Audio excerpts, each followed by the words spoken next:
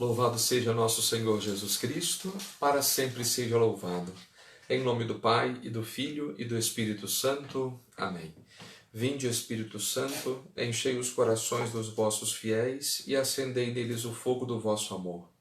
Enviai o vosso Espírito, e tudo será criado, e renovareis a face da terra. Oremos. Deus, que instruíste os corações dos vossos fiéis com a luz do Espírito Santo, fazei que apreciemos retamente todas as coisas segundo o mesmo Espírito e gozemos sempre da sua consolação, por Cristo Senhor nosso. Amém. Muito boa noite a todos. Vamos dar continuidade ao nosso estudo a respeito dos Atos dos Apóstolos. Nós, ao longo dessas semanas, estamos acompanhando esta difusão do Evangelho através da atividade, de modo particular, de dois personagens. Na primeira parte dos Atos dos Apóstolos, nós vimos que é Pedro quem é o grande protagonista. Então a palavra se difunde ali em Jerusalém. Logo depois a palavra começa a ganhar, a conquistar essa região central do país de Jesus, a chamada Samaria. Na semana passada nós vimos que a palavra chega a Antioquia, na Síria. E aí sim surge este grande protagonismo, de modo particular, desses dois personagens, Paulo e Barnabé, que são os responsáveis por aquela comunidade e partem em sua primeira viagem missionária, acompanhados de João Marcos, o suposto autor do segundo evangelho. Vimos que na semana passada, associada a esse tema da evangelização de Antioquia, está também a questão do chamado Concílio de Jerusalém. Esta assembleia que contou ali com a presença dos apóstolos, segundo o autor de Atos 15, que deliberou a respeito do status dos pagãos na igreja primitiva. Pois bem, hoje nós vamos dar continuidade a esse nosso estudo, falando a respeito desta difusão da palavra, agora já na segunda viagem missionária de Paulo, quando a palavra começa a ganhar as regiões da Ásia Menor, indo para aquelas regiões ao redor do Mar Egeu. Fecha, por favor, a porta.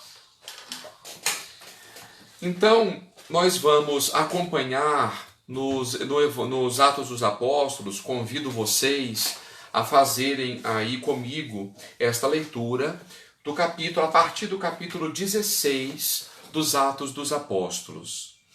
No capítulo 16, nós vemos alguns episódios que são, no mínimo, problemáticos do ponto de vista teológico.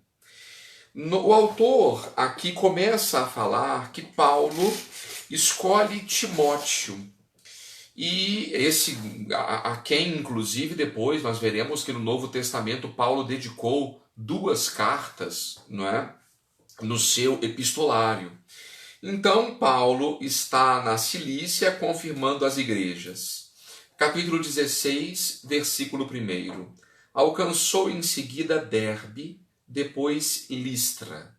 Ora, havia lá um discípulo chamado Timóteo, filho de uma mulher judia, que abraçara a fé, e de pai grego. Então vejam aqui que nós já temos alguém que está nesses dois lados. Ele, por parte de mãe, era judeu, por parte de pai, era grego. Mas lógico que ele era cristão.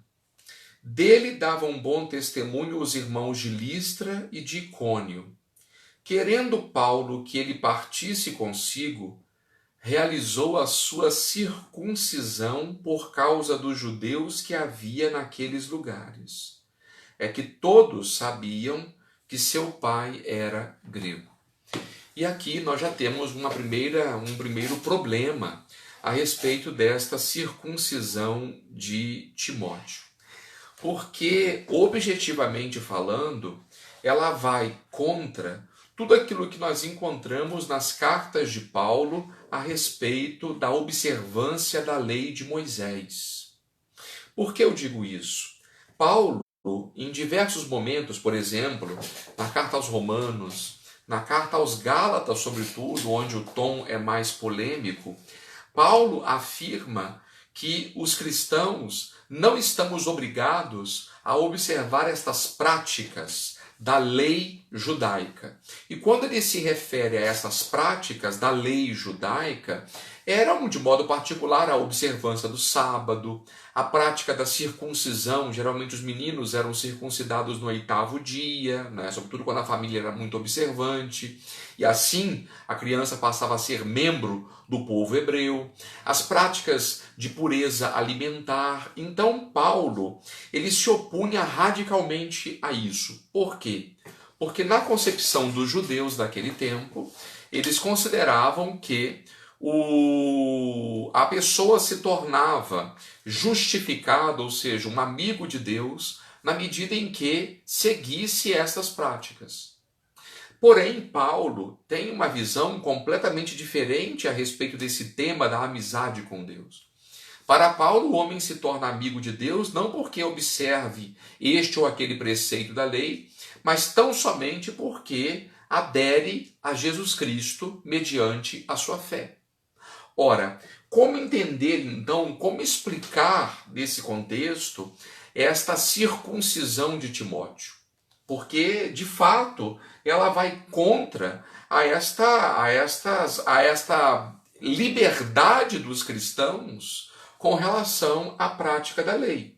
Então, diversas hipóteses foram lançadas para tentar aqui explicar esta atitude de Paulo. Bom, a solução que alguns aqui tentam propor para este dilema em que nós encontramos, da oposição daquilo que Paulo diz nas suas cartas para aquilo que ele acaba de fazer aqui no capítulo 16,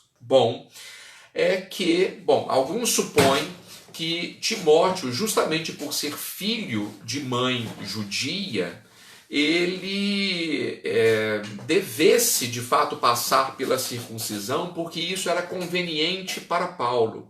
Em que sentido? Uma vez que no judaísmo você herda esse direito de ser judeu através da mãe. E por que isso, através da mãe?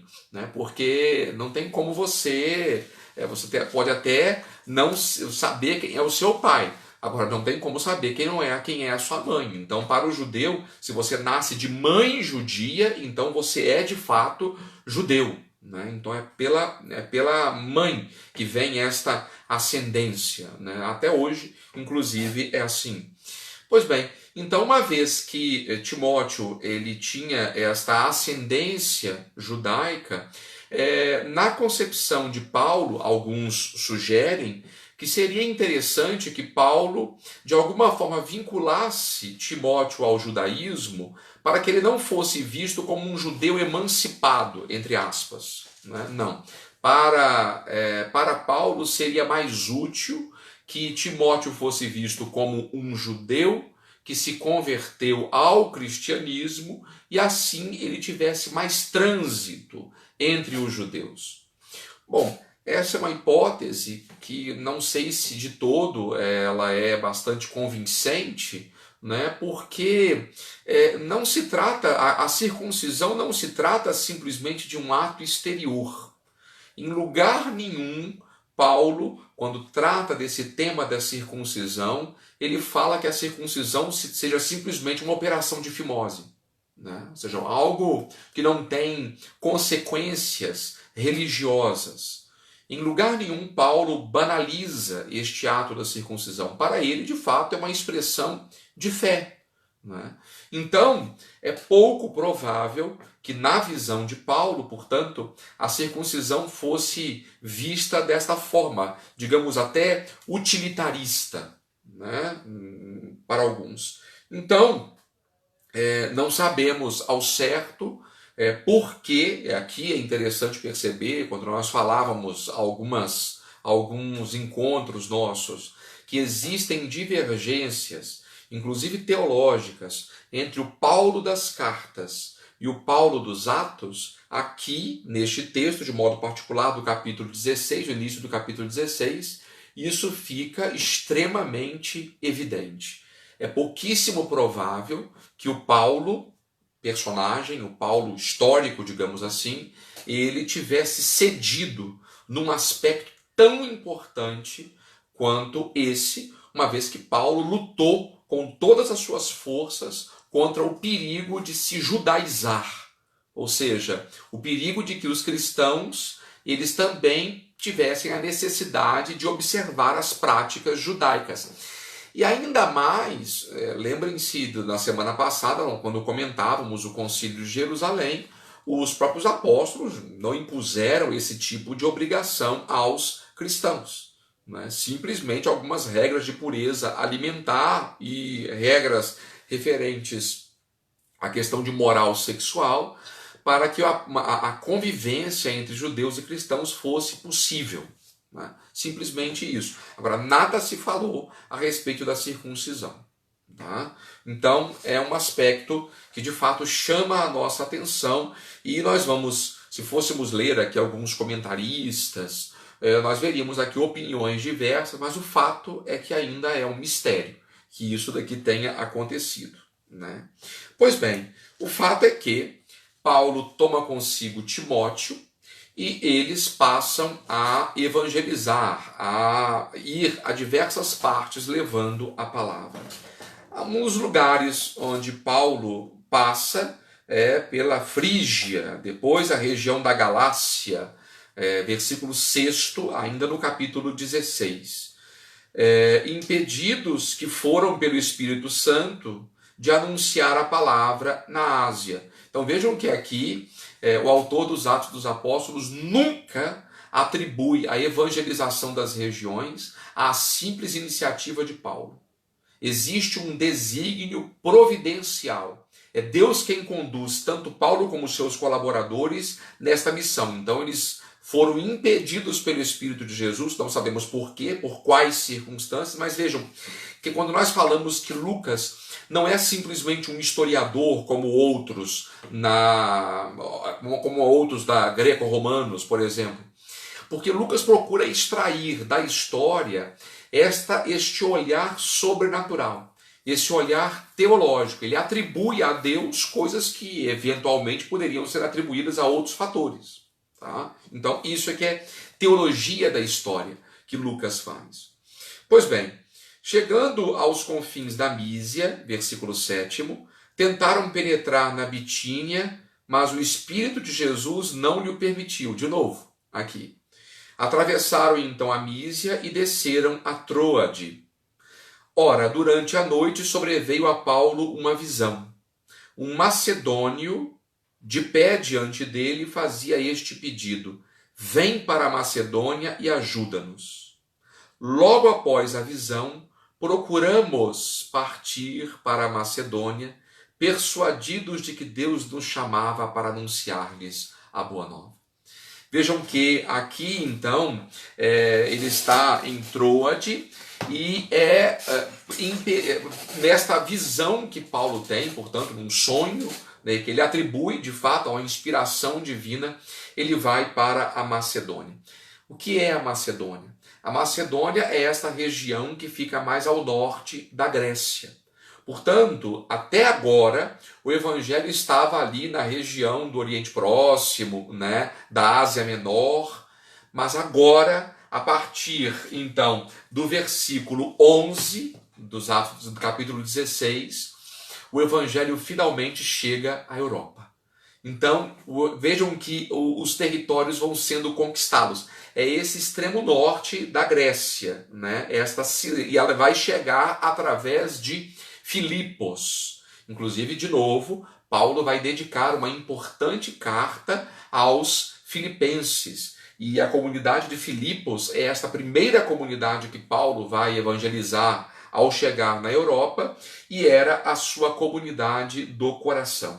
Um outro pormenor ainda aqui, neste capítulo 16, de modo particular, aqui no versículo 9, 10, é que aqui é a primeira daquelas famosas passagens em sessões em nós, né? Já tínhamos comentado a respeito deste tema quando falamos da autoria dos Atos dos Apóstolos, porque parece que aqui o autor, ele é um dos companheiros de Paulo na sua viagem, mas o mais provável aqui, quando ele usa a primeira pessoa do plural, este nós aqui, é para, de alguma forma, nos envolver nessa narrativa. Ou seja, aqui se trata de um expediente literário, para dizer que o anúncio do Evangelho, ele de alguma forma nos envolve a todos.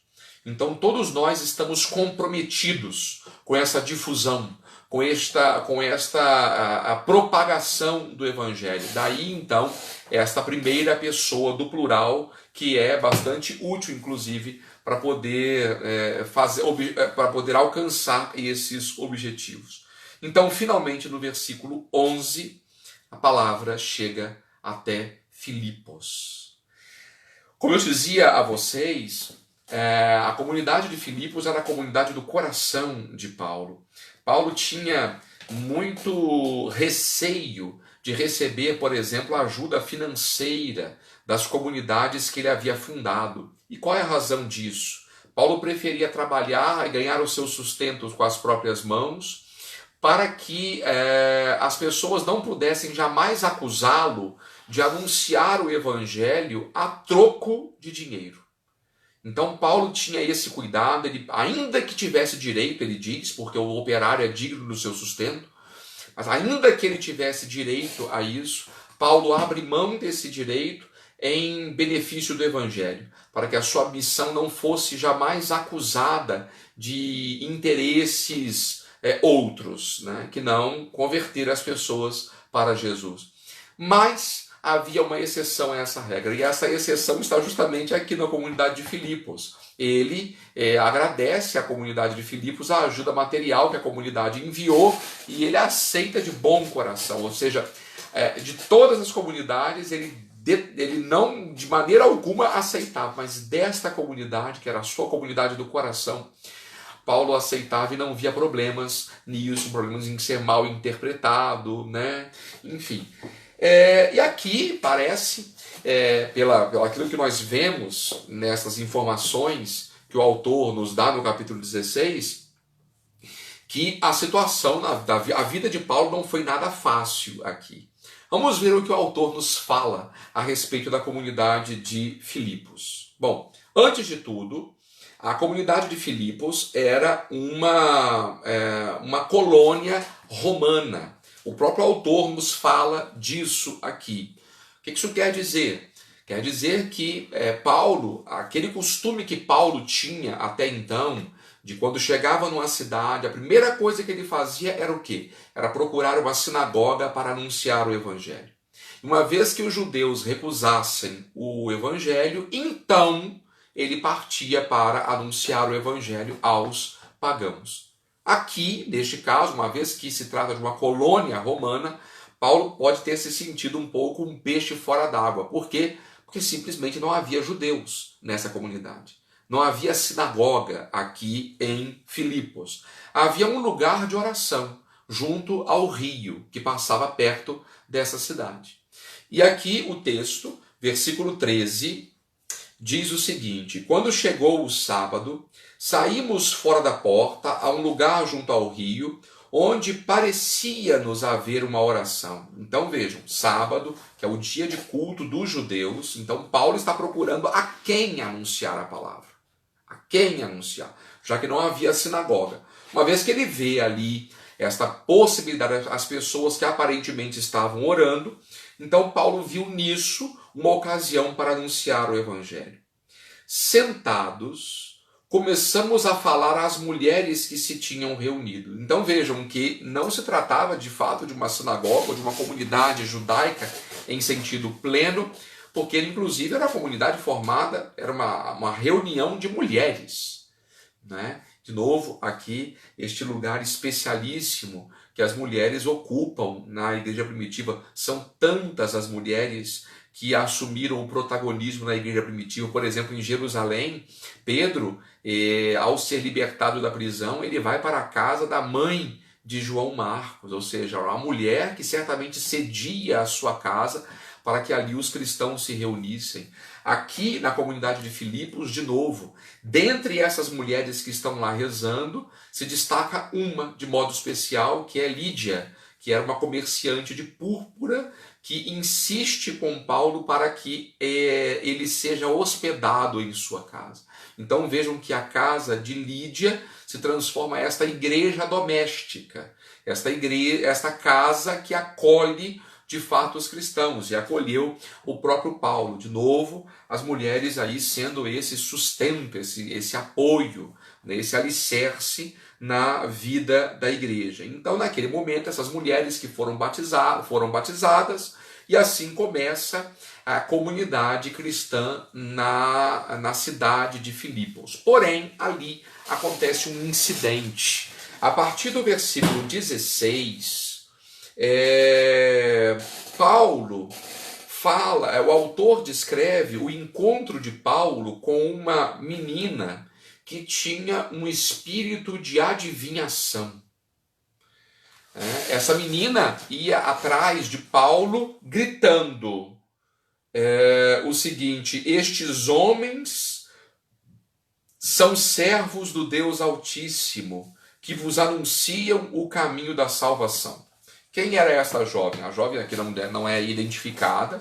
Esse espírito de adivinhação, literalmente no texto, se fala do espírito de Piton, de Pitonisa, que vem daí, vem essa profetisa chamada Pitonisa.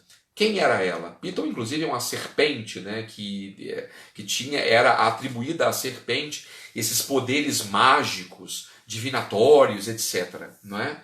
A Pitonisa era uma profetisa, entre aspas, né, entendida aí nesse ambiente greco-romano, que inalava certas substâncias tóxicas e entrava em transe.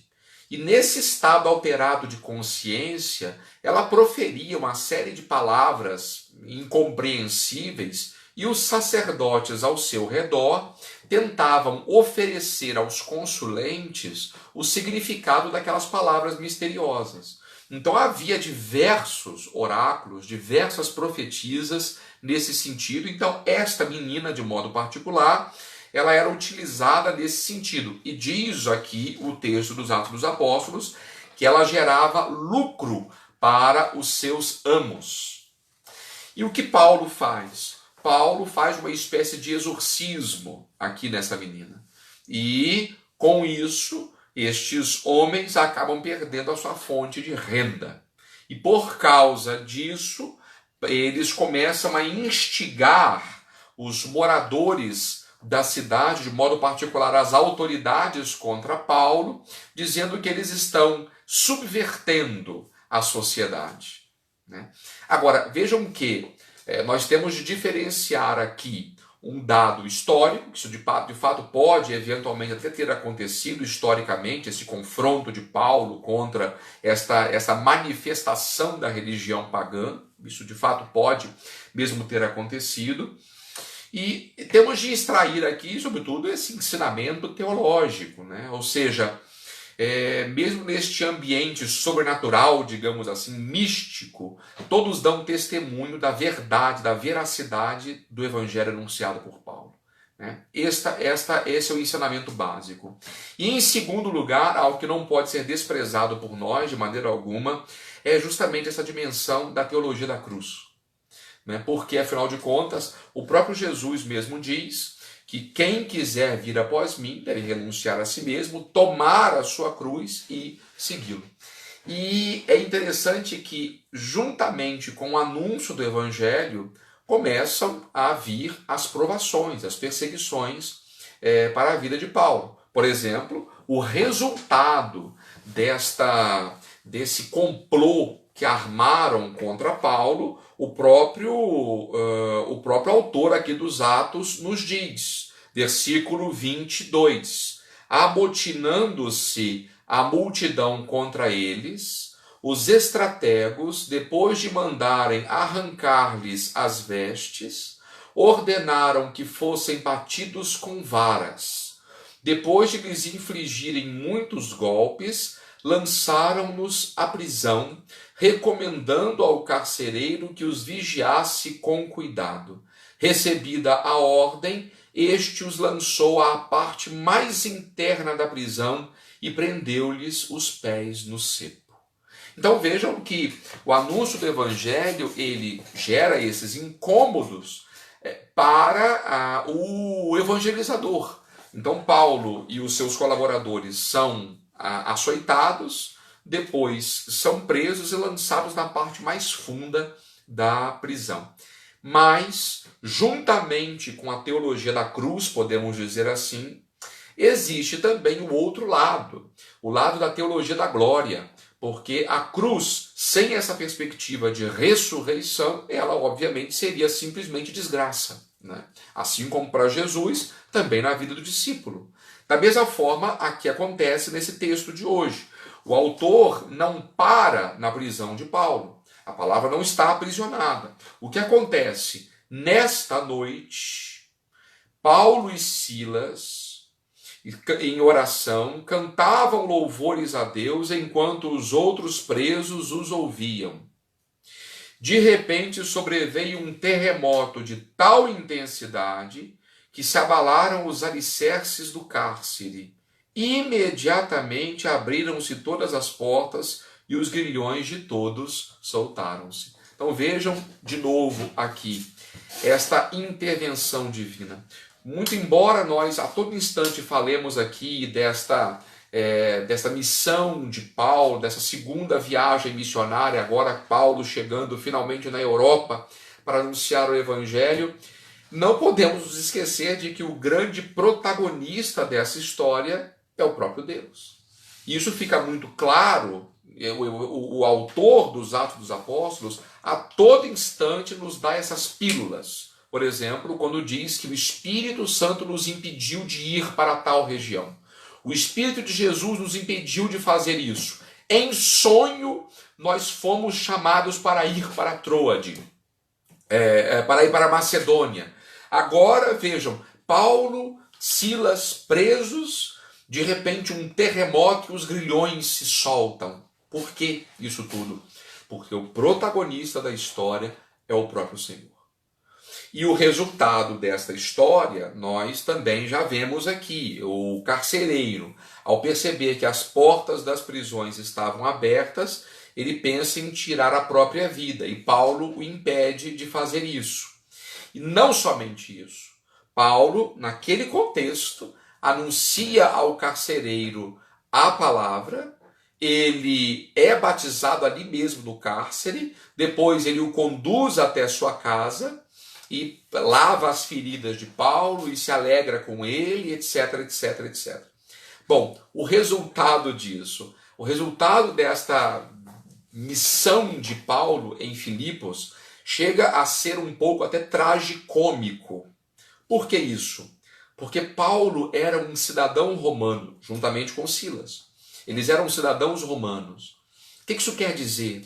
Quer dizer que você só pode executar uma sentença contra um cidadão romano depois de ter sido julgado. E aqui, neste caso, em Filipos, não houve julgamento. Então, Paulo, finalmente, ele dá a conhecer a sua cidadania romana. E os líderes da cidade ficam em pânico depois disso. Por quê? Porque se eles fossem denunciados por Paulo, é muito provável que as autoridades romanas depois viessem e arrasassem com todo mundo, sobretudo com os responsáveis da cidade. Né? Por quê? Porque uma injustiça foi cometida contra um cidadão romano. Então, os próprios líderes da cidade, depois vão até Paulo, se desculparem com ele e insistem que Paulo parta dali. Então vejam que a missão é uma missão rápida, né, cheia de altos e baixos, mas foi uma missão frutuosa, porque a semente do Evangelho foi lançada. A semente do Evangelho vai daqui a pouco produzir frutos, e nós saberemos disso por causa, inclusive, das relações que Paulo terá sempre com esta sua comunidade do coração, a comunidade de Filipos. Bom, partindo dali, Paulo vai chegar em Tessalônica. De novo, uma comunidade que nós também conhecemos, a ligação de Paulo com Tessalônica, porque nós temos duas cartas aos Tessalonicenses aí atribuídas a Paulo, né? A primeira carta é o escrito, inclusive, cristão mais antigo que nós temos no Novo Testamento, né? Então, após, capítulo 17, versículo 1, após terem atravessado Anfípolis e Apolônia, chegaram a Tessalônica, onde havia uma sinagoga dos judeus. Vejam, o expediente de Paulo é sempre o mesmo. Tá? Segundo o seu costume, Paulo foi procurá-los. Por 3 sábados dialogou com eles, partindo das Escrituras. Explicou-lhes e demonstrou-lhes que era preciso que o Cristo sofresse e depois ressurgisse dentre os mortos. E o Cristo, dizia ele, é este Jesus que eu vos anuncio. Alguns dentre eles se convenceram e se uniram a Paulo e Silas, assim como grande multidão de adoradores de Deus e gregos, bem como não poucas mulheres da sociedade. Mas os judeus, versículo 5, tomados de inveja, reuniram alguns indivíduos perversos dentre os que frequentavam a praça e, provocando aglomerações, tumultuaram a cidade. Então, por causa disso, de novo, nós vemos que as relações aí entre Paulo e os judeus que não queriam aceitar Jesus como seu Messias, não era uma relação de fato muito fácil. Então Paulo ele foi obrigado a partir para a Bereia, né? E tendo chegado ali, de novo, diz o autor, dirigiram-se à sinagoga dos judeus. Vejam que aqui nós temos um método de evangelização de Paulo. É sempre o mesmo. Vai aos judeus, e os judeus recusando, ele então vai aos pagãos. Ora, estes eram mais nobres que os de Tessalônica, pois acolheram a palavra com toda a prontidão, perscrutando cada dia as Escrituras para ver se as coisas eram mesmo assim. Por isso, muitos dentre eles abraçaram a fé, também dentre as mulheres gregas de alta posição e não poucos homens. Então vejam que aqui na Bereia, a situação, o sucesso, o êxito da evangelização foi maior do que aquele de Tessalônica. Muito embora a passagem de Paulo não tenha sido em vão em Tessalônica. Ele consegue fundar uma comunidade. Mas vocês vejam, o apóstolo, a missão do apóstolo é itinerante. Ele não se fixa num lugar, ele chega num lugar, anuncia a palavra e parte para outro lugar, para fundar uma outra igreja. É lógico que Paulo tem esta responsabilidade depois de sempre voltar quando possível, para completar o ensinamento, porque não é possível que uma pessoa por 3, 4 semanas, 1 mês, 2, consiga dar toda a instrução cristã. Ele falava dos rudimentos da fé, apresentava o querigma, certamente, mas muitas coisas ficavam para trás. E depois, é por isso que Paulo, por exemplo, escreve às suas igrejas, porque era para completar o ensinamento, para sanar certas dúvidas, para resolver conflitos, né? Então, a missão do apóstolo é essa.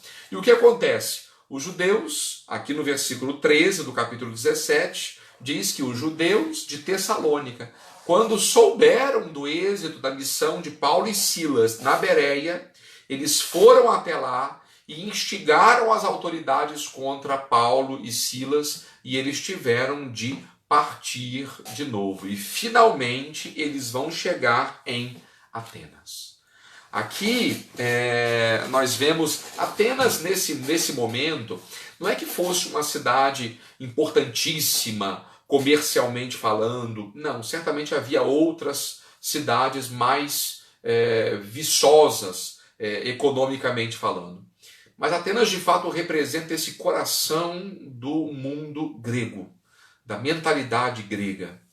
E ali é interessante que Paulo faz um importante discurso no chamado Areópago, né? Nesse lugar onde os atenienses se reuniam, né? E Paulo vai ali e procura uma ocasião para anunciar o evangelho aos gregos, e de fato é diferente de tudo aquilo que nós vimos até agora.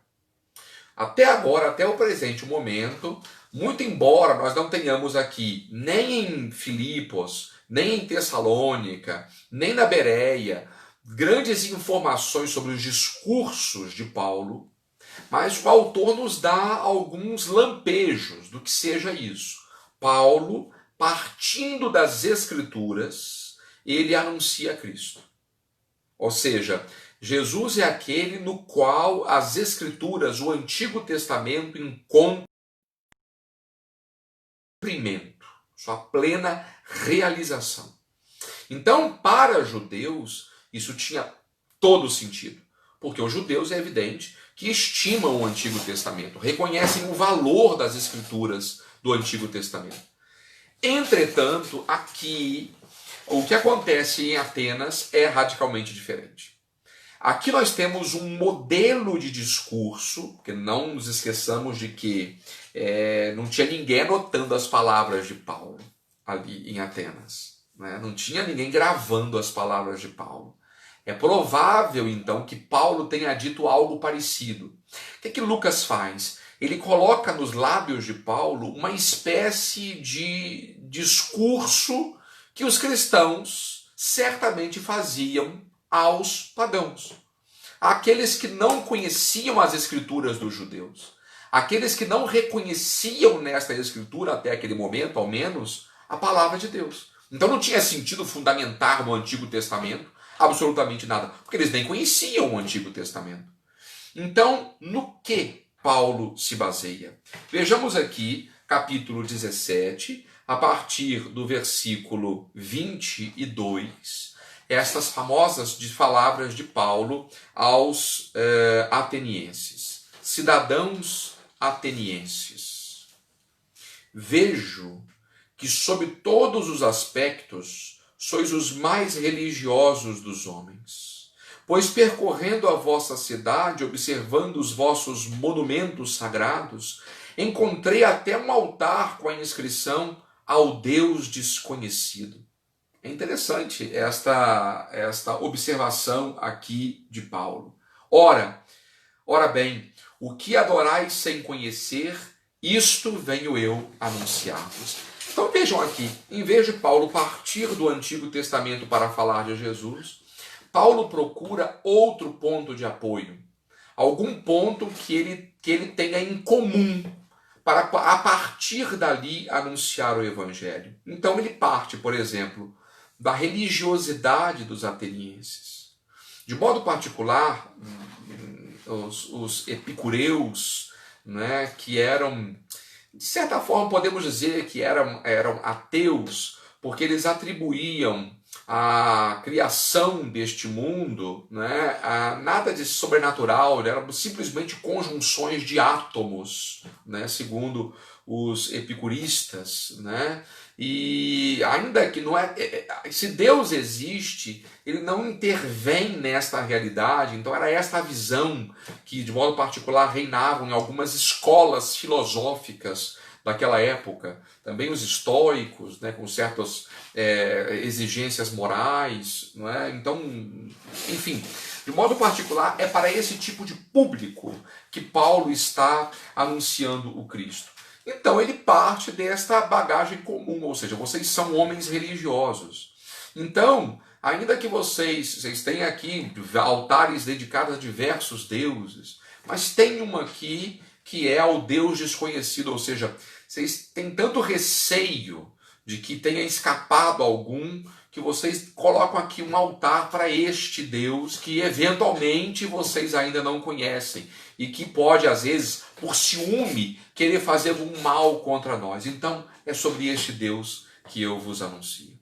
Percebam que Paulo, então, ele está procurando aqui uma deixa para anunciar o Evangelho. De fato, em lugar nenhum aqui nesse discurso de Paulo, ele vai citar o Antigo Testamento.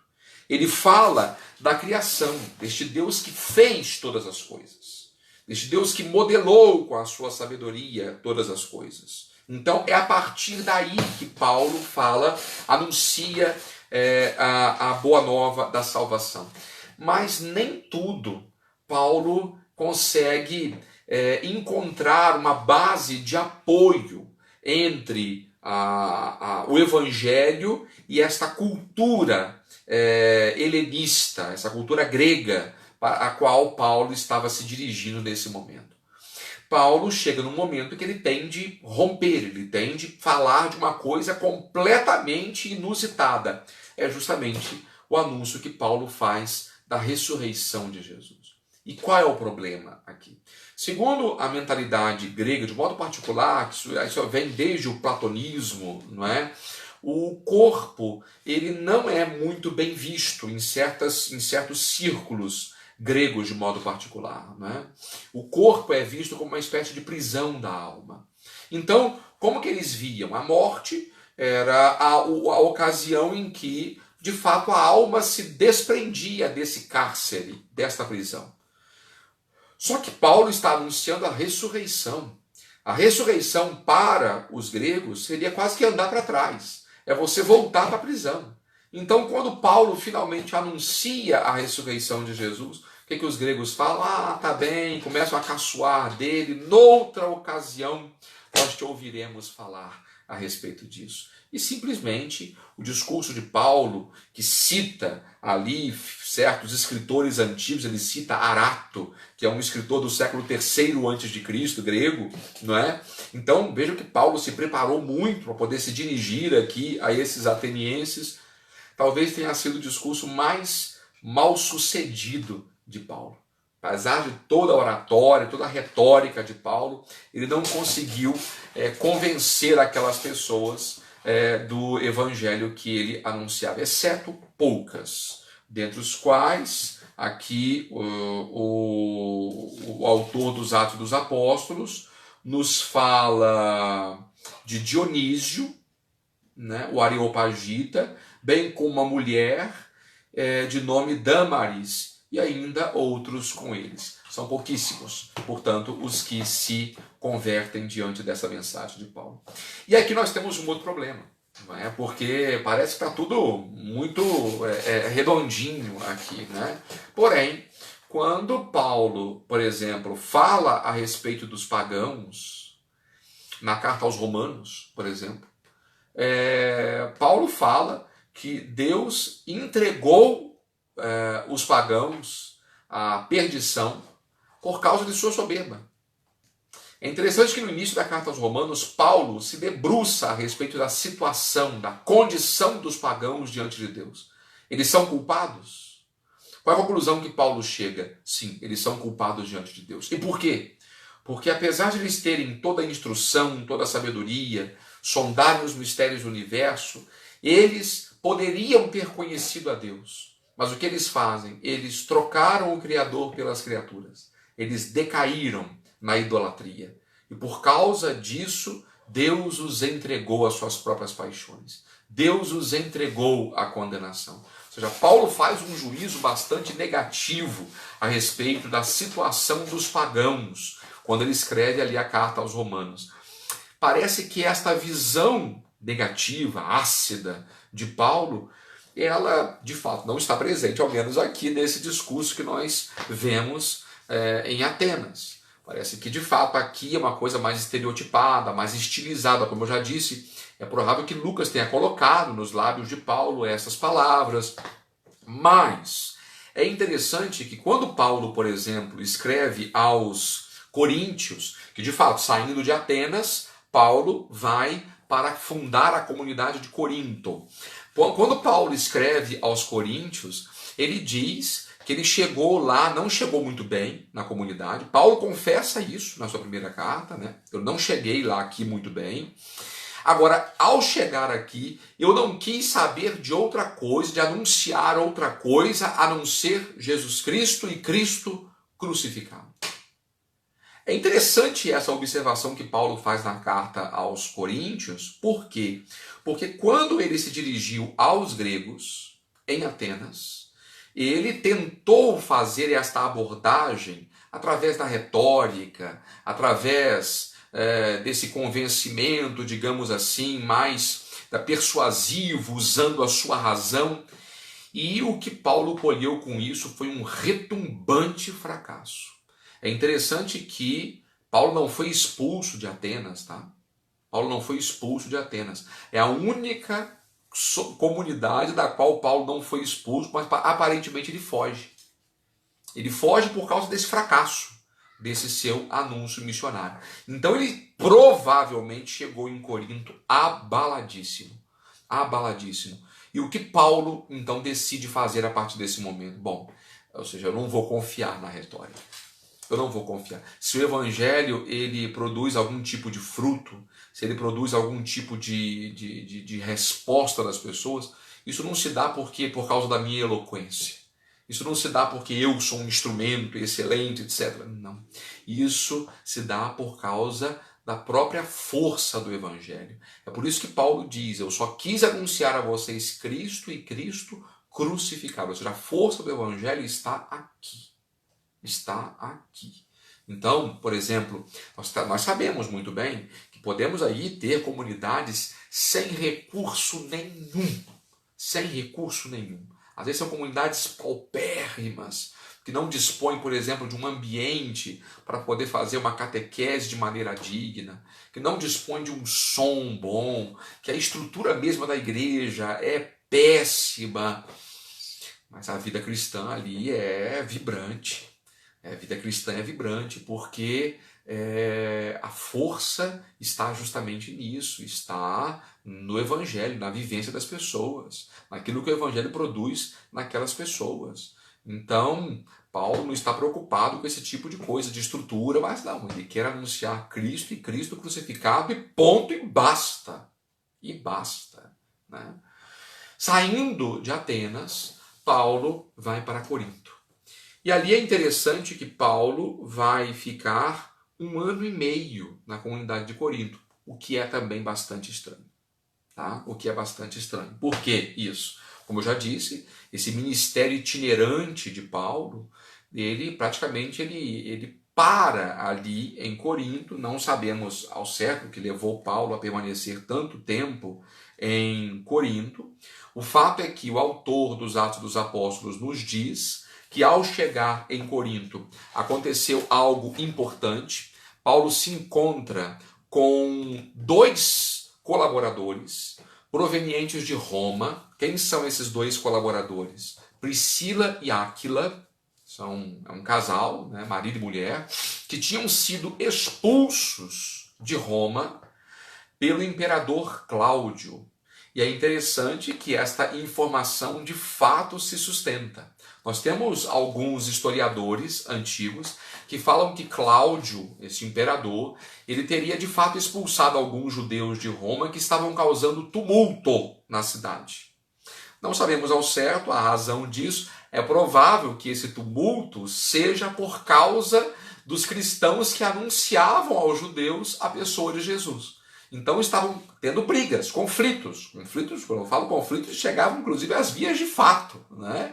Então judeus e cristãos estavam ali em pé de guerra, certamente por causa de Jesus. Então Priscila e Áquila foram expulsos de Roma, se estabeleceram em Corinto. Eles eram fabricantes de tendas, justamente a mesma profissão de Paulo. E Paulo passa a tê-los como colaboradores também. Uma informação importante aqui, esse dado que aqui nós temos no capítulo 18, é um dado importante, porque mostra para nós, nós estamos aqui por volta do ano 49, final do ano 49, dezembro de 49 aproximadamente. Né? Essa informação é importante porque justamente nesse momento nós sabemos que o evangelho já tinha chegado em Roma. Por quem? Não sabemos. Não sabemos quem fundou a comunidade cristã de Roma. Mas o fato é que, uma vez que Priscila e Áquila vêm de lá e eles são cristãos, então já havia comunidade cristã em Roma nesse momento, final dos anos 40 da era cristã. Tá? Então, Paulo passa a ter Priscila e Áquila como colaboradores ali em Corinto. E é interessante que quando chegam os demais colaboradores de Paulo, Paulo para, de certa forma, de trabalhar e passa a se dedicar exclusivamente à pregação do Evangelho.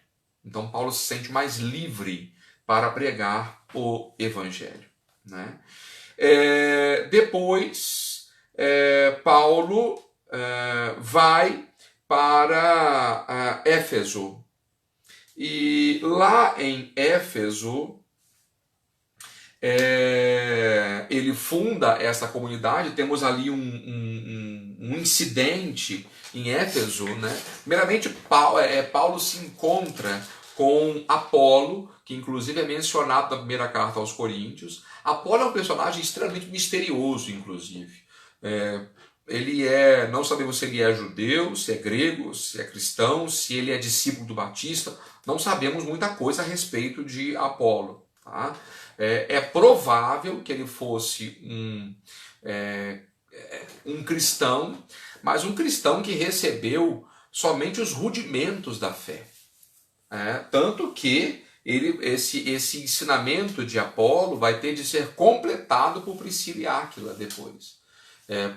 Apolo parece que recebeu somente um batismo, depois o batismo de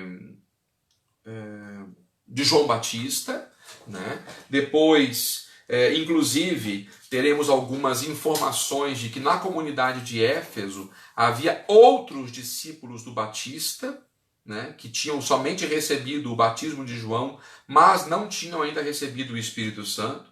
E justamente por causa dessa atividade missionária de Paulo, eles recebem o dom do Espírito, recebem o batismo.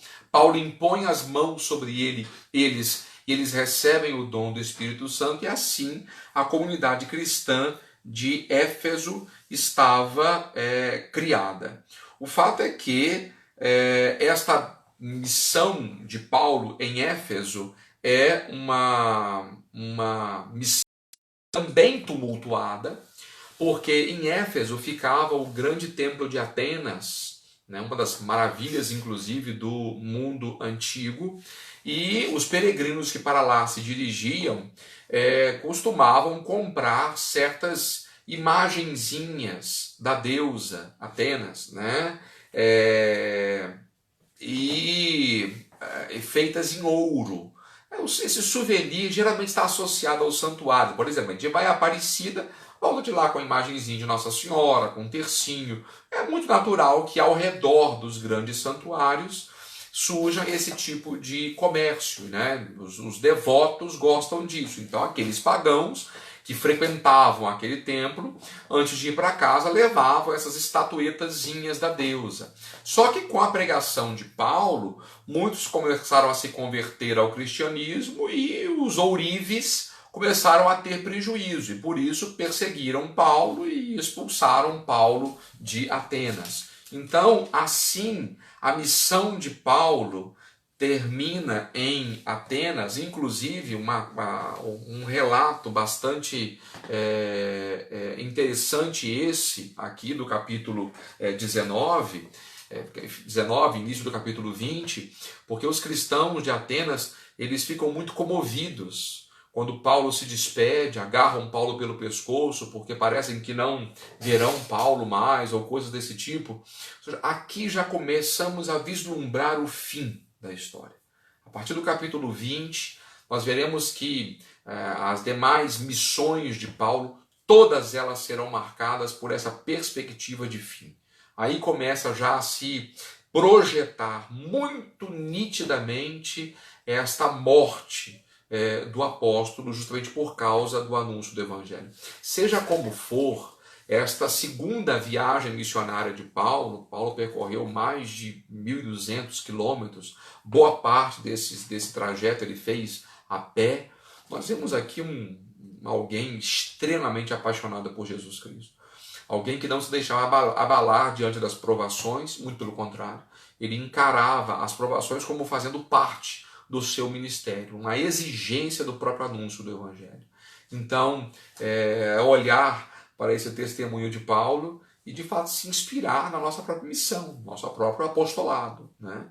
Então, por hoje, nós ficamos por aqui, né, nessa segunda viagem de Paulo. Finalmente, então, o Evangelho já chegou na Europa. Né? No nosso próximo encontro, que não será na semana que vem. E por que isso? Porque a partir desse domingo, nós já começamos a novena de Santa Helena, a nossa padroeira, que celebraremos no dia 18, né? Então, nesta semana próxima, nós estaremos em pleno novenário. Então, por causa disso, não teremos o curso bíblico. Mas na outra semana, dia 19, nós faremos este último encontro a respeito dos Atos dos Apóstolos. Tá? E sim, falaremos desse desfecho da história de Paulo, da sua prisão e da sua perspectiva de martírio em Roma. Então faço aí esse convite de novo, insisto, que esse nosso curso é simplesmente para estimular vocês a fazerem uma leitura pessoal. Não teria sentido fazermos todo esse trajeto se vocês não se debruçassem sobre o texto sagrado. Então faço esse apelo para que vocês leiam o texto dos Atos, que é assim que a gente de fato vai se familiarizar com a palavra de Deus. Então, faço votos de que vocês todos estejam de fato bem, se cuidando aí nesse período de quarentena, né, de pandemia, e que Deus abençoe a todos vocês e até o dia 19, se Deus quiser. Deus abençoe a todos.